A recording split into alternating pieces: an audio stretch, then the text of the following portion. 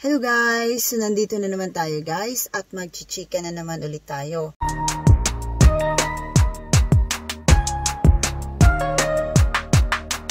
So, itong video na to guys, pag-uusapan natin tungkol sa trabaho dito sa Sweden. So, ang tanong, mayroon nga ba talagang visa, working visa dito sa Sweden?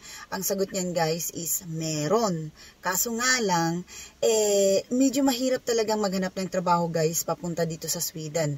Kasi, ang Sweden po, hindi po kasi nag-hire ng mga tao from abroad. Halimbawa, nasa Pilipinas ka, mahihirapan ka pong maghahanap ng trabaho papuntang Sweden.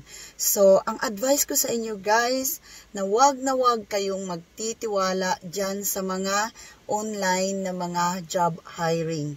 Kasi marami po talagang scammers.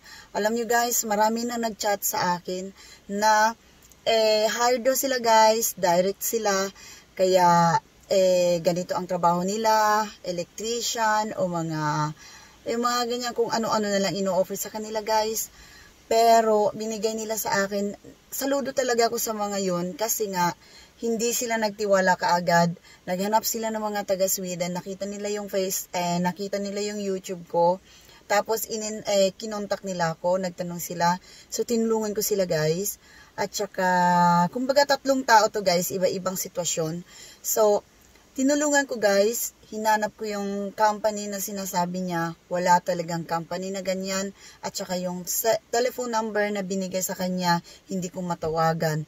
At saka ang promise sa kanya guys na yung kumpanya na ang bibili ng ticket sa kanya, tapos siya na yung mag-process ng mga documents sa Pilipinas, yung sa visa. So, kumbaga, siya yung mag-asikaso sa Pilipinas at saka siya yung maggastos doon, siya yung magbabayad doon. Pero yung nag-hire sa kanya, yun kunyari ang bibili ng ticket palipad niya. O ganon ang promise sa kanya guys. Alam niyo naman guys, kasi nga nag-promise sa kanya na yun ang bibili ng ticket kasi nga alam ng kumpanya na hindi siya makakalipad. Kaya ganon. So, wag kayong magtiwala guys. Wag magbayad. Kaya, always ingat guys. Mag-ingat talaga sa mga scammers ngayon. Super dami nila. Kaya, yun lang muna guys.